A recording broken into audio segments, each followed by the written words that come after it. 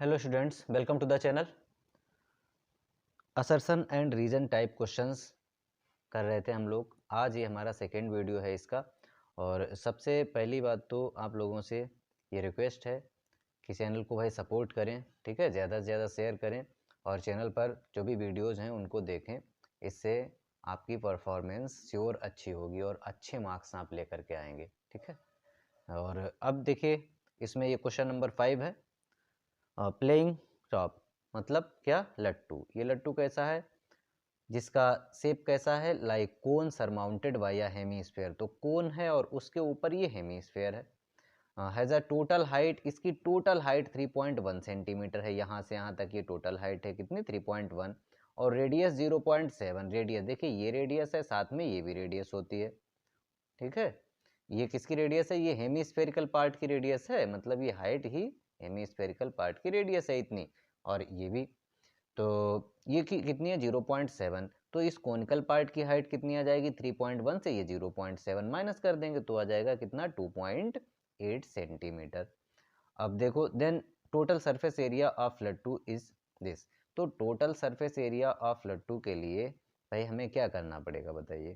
Total surface area of लट्टू। तो इसके लिए क्या करना पड़ेगा? जो ये सी एस ए है, C S A of conical part और plus C S A of hemispherical part, यही दो ऐड होंगे भाई। कोनिकल पार्ट का सी एस ए और C S A of conical part का फार्मूला क्या होता है? Pi R L. और हेमीस्फेयर का क्या होता है? 2 पाई आर स्क्वायर। तो ये स्लैंट हाइट तो हमें इसकी निकालनी पड़ेगी। इसकी स्लैंट हाइट निकालेंगे और ये हाइट है 2.8। और फिर निकालने के बाद में आप देखेंगे क्या ये 8.58 सेंटीमीटर स्क्वायर आ रहा है। ओके, फिर आप हमें बताएंगे कि इतना आया है। अब देखिए, हम रीजन देखते हैं। If R be the radius and H be the height of the playing top लट्टू। अब इन्होंने कहा है ये पूरी हाइट को स्मॉल एच से इन्होंने ले रखा है और स्मॉल आर रेडियस है। Then T S A of इसका टोटल सरफेस एरिया इन्होंने क्या दिया? 2 पाई आर एस। तो 2 पाई आर एस का तो भाई कुछ यहाँ बनेगा ही नहीं, बताइए। 2 पाई आर एच किस में होता है? 2 पाई आर एच तो कर्व्ड सरफेस एरिया किसका होता है? सिलेंड्रिकल पार्ट का। यहाँ तो सिलेंड्रिकल पार्ट ही नहीं है। Plus 2 pi R square. तो ये तो गलत हो गया रीजन। अब रीजन अगर गलत हो गया हमारे पास, तो हमारे पास देखिए ऑप्शंस किस तरीके के होते हैं। ये ऑप्शंस होते हैं जिनमें एक तो असर्शन ट्रू होता है और रीजन भी, दोनों ट्रू होते हैं। और वो रीजन है इसको करेक्ट एक्सप्लेन कर रहा होता है, तो पहला। दूसरा क्या होता है? असर्शन और रीजन दोनों ट्रू होते हैं लेकिन रीजन जो है उसका करेक्ट एक्सप्लेनेशन नहीं होता है। तीसरा क्या है? Assertion is true but reason R is false. यहाँ पर रीजन हमें क्या मिल रहा है? रीजन हमें फॉल्स मिल रहा है। तो इसका मतलब आप समझ जाएंगे कि रीजन तो फॉल्स है भाई। तो असर्शन, अब यहाँ रीजन फॉल्स वाला दूसरा तो देखिए ऑप्शन है नहीं, तो यहाँ पर हमारा आंसर क्या हो जाएगा सही? यहाँ पर हमारा आंसर सी हो जाएगा सही, ठीक है। हमें ये वैल्यू कैलकुलेट भी नहीं करनी पड़ी, क्यों? क्योंकि हमने रीजन को देख लिया और रीजन में तो 2 पाई आर एच लिखा हुआ, यहाँ से हम समझ गए। इतना समझ रहे हैं या नहीं? फिलहाल अब आप अगर इसे, इसकी वैल्यू कैलकुलेट करेंगे तो ये 8.58 ही आएगी। क्यों? क्योंकि हमारे पास ऐसा ही ऑप्शन है कि असर्शन तो ट्रू होगा अगर रीजन फॉल्स है। क्लियर? समझ गए या नहीं? आप लोग निकाल के जरूर बताएंगे। इसकी ये हाइट भी आ चुकी है, रेडियस भी है। स्लेंट हाइट का फार्मूला क्या होता है? Slant height L is equal to under root में H square plus R square, ठीक है, ये फार्मूला होता है। और यहाँ से आप स्लेंट हाइट निकाल के ये वैल्यू कैलकुलेट करेंगे। अब क्वेश्चन नंबर हम 6 देखते हैं। Area of shaded region in the given figure. ये फिगर है हमारे पास जिसमें दो सर्कल हैं। इस टाइप के सर्कल्स को हम कॉन्सेंट्रिक सर्कल्स बोलते हैं, जिनका सेंटर सेम होता है। तो यहाँ पे कहा गया है कि ये वाला, ये जो शेडेड पार्ट है जो रेड कलर से, इसका एरिया कितना है? 44/7 सेंटीमीटर स्क्वायर। तो अच्छा क्वेश्चन है आपसे। जैसे इसमें भी सिर्फ इतना ही इसमें पूछा जा सकता है कि भाई लट्टू का अलग से क्वेश्चन आ सकता है 3 नंबर में, ऐसा क्वेश्चन इस तरीके का कि इस लट्टू का टोटल सरफेस एरिया फाइंड करें। तो ऐसे ये भी आपका 3 नंबर में क्वेश्चन आ सकता है और पूछा जा सकता है एरिया ऑफ शेडेड रीजन। यहाँ तो हमें ये चेक करना है कि असर्शन कैसा है और फिर रीजन भी। तो इसमें भी हम लोग क्या करते हैं कि असर्शन के लिए और रीजन दोनों देखते हैं, ठीक है।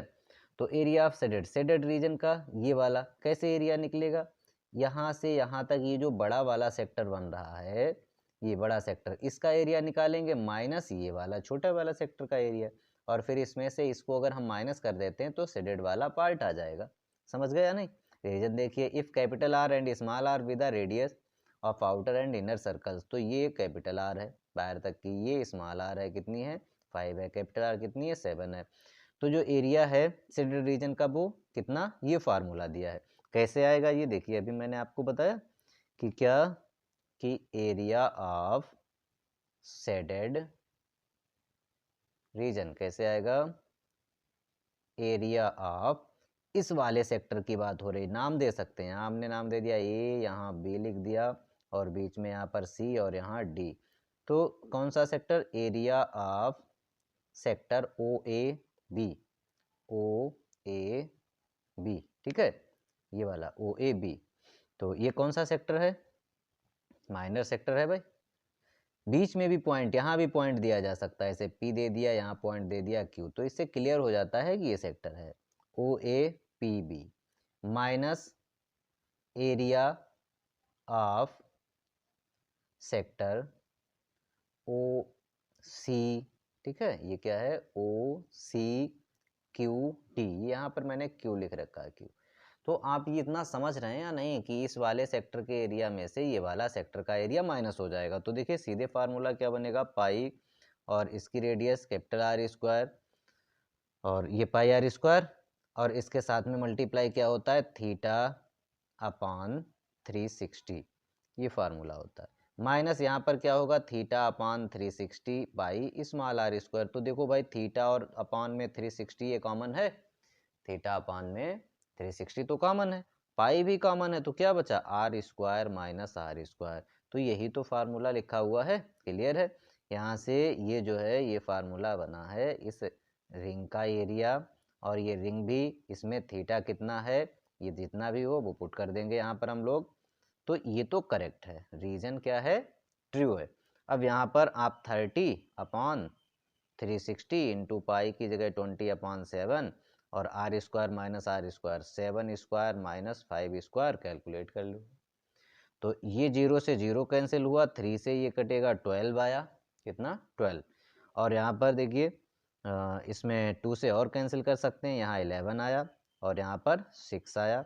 तो ऊपर मेरे पास 11 बचा है, और 7 का स्क्वायर माइनस 5 का स्क्वायर जब करेंगे तो 49 माइनस 25, 49 माइनस 25, 9 में से 4 और ये 24 आया भाई ऊपर, यहाँ पर 24 अपान में कितना है 6 इंटू 7, तो 6 4 जा 24, तो कितना है ये 44 अपान 7।